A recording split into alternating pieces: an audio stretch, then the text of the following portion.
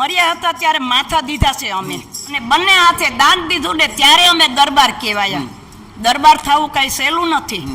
ક્ષત્રિય થવું એ તો અમારા ગામો ગામ પાળ્યા છે.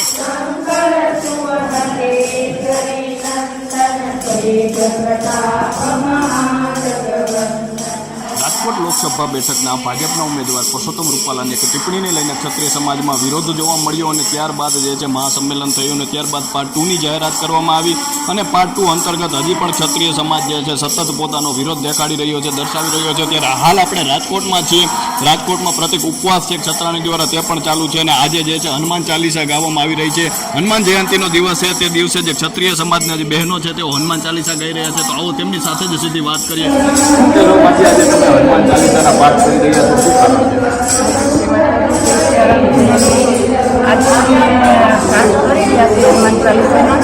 તો આજે અમારો સંદેશો તો ન સાંભળ્યો એટલો છત્રીસ સમાજ એકતા ન પણ એમ કે અમે હનુમાન દ્વારા સંદેશો મોકલવા માંગી છે કે અંજલિના જાય બરાબર.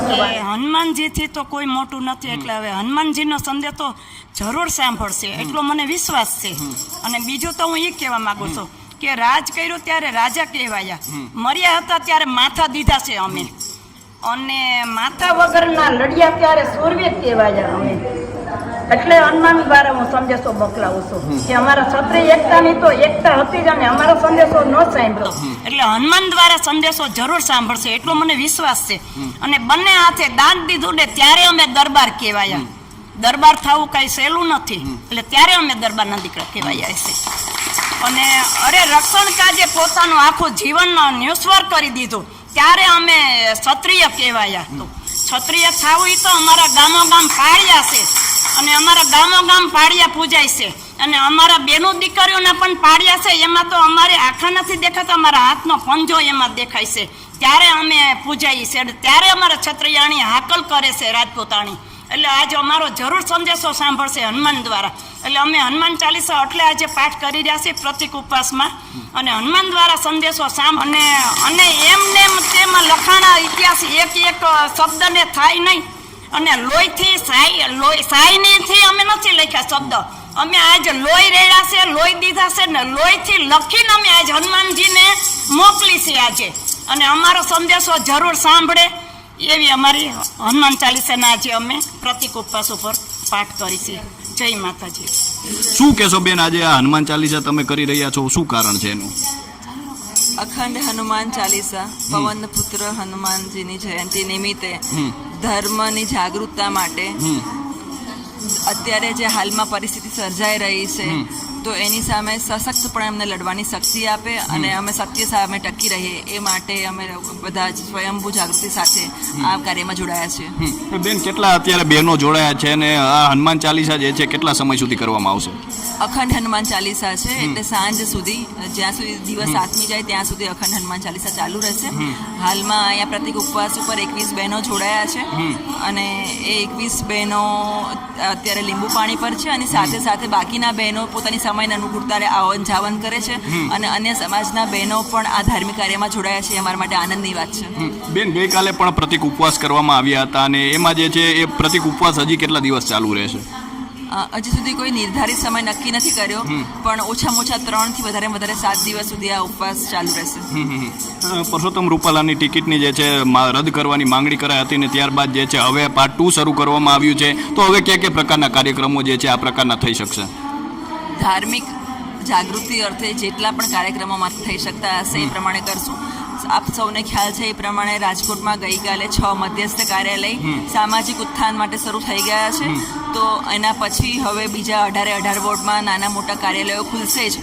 અને આપ સૌને જાણ છે એ પ્રમાણે કે સંકલન સમિતિએ પાર્ટ 2માં ધર્મરથનું આયોજન કરવા માટે કીધું હતું. તો રાજકોટમાં આવતીકાલથી ધર્મરથ શરૂ થશે, જે આશાપુરામાના મંદિર પેલેસ રોડથી શરૂ થશે અને વાંકાનેર સુધીનો રૂટ ડિસાઇડ કર્યો છે.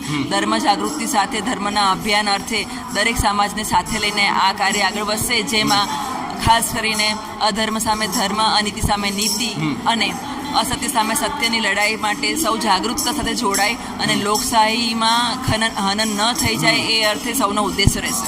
ધર્મરથ કઈ પ્રકારનો હશે, કેટલા લોકો એમાં જોડાશે અને એના માટે કયા પ્રકારનું આયોજન છે? ધર્મ રથમાં બને એટલા જેમ જેમ ગામો સંભળાતા જશે એ પ્રમાણે બધા જોડાતા જશે. અને અહીંયા બધા સામાજિક માણસો છે, કોઈ રાજકીય વલણ નહીં હોવાથી કોઈ એવી રીતનો શો ઓફ કરવામાં નહીં આવે, પણ સાચી દિશાથી કામ કરવામાં આવશે. આજે હનુમાન ચાલીસા જે છે, આટલા બહેનો હનુમાન ચાલીસા ગાઈ રહ્યા છે. હવે આવા પ્રકારના શું જે છે આયોજન કરવામાં આવશે અને ક્યાં સ્થળે આવા પ્રકારના આયોજન છે? પ્રતિક ઉપવાસ જે સમય પૂરા થશે એટલે અમે વોર્ડ વાઇઝ નાની મિટિંગો કરી અને સ્વયં મતની જાગૃતિ અને ખાસ કરીને ક્યાં આગળ કેવી રીતે મત આપવું એના માટેનું વિવરણ કરીને ગ્રુપ મિટિંગો કરવામાં આવશે. પણ દરેક વસ્તુને ધર્મના કાર્ય સાથે જોડીને જ કરવામાં આવશે.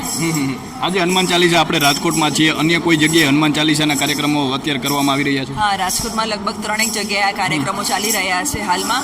પણ અહીંયા આગળ મધ્યસ્થ કાર્યાલય નજીક છે એટલા માટે અહીંયા આગળ જે અલગ અલગ વોર્ડના બહેનો છે અહીંયા આવ્યા છે. બાકી નાના મોટા ધાર્મિક સ્થળે હનુમાન ચાલીસા ચાલી રહ્યા છે, સાથે સાથે સુંદરકાંડના પાઠ પણ ચાલી રહ્યા છે. શું કહેશો બેન? હવે આ કારણ કે ભાજપે પોતાનું સ્ટેન્ડ ક્લિયર કરી નાખ્યું છે અને રૂપાલા જે છે તે યથાવત છે, સામે જવતલિયા ભાઈ જે ક્ષત્રિય સમાજના બહેનો કહી રહ્યા છે તે પરેશ ધાનાણી છે. મત એ જ શસ્ત્ર, મત એ જ અસ્ત્રના અભિયાન સાથે અમે લોકો જાગૃતિ કેળવણી ચાલુ કરશું અને ક્યાં કેવી રીતે મતદાન કરવું, ક્યાં જઈને, એટલે ટૂંકમાં મતની સચોટતા અને જાગૃતતા સાથે અમે આગળ વધશું અને ગ્રુપ મિટિંગ પર અમે ખાસ ભાર મૂકશું. Thank you.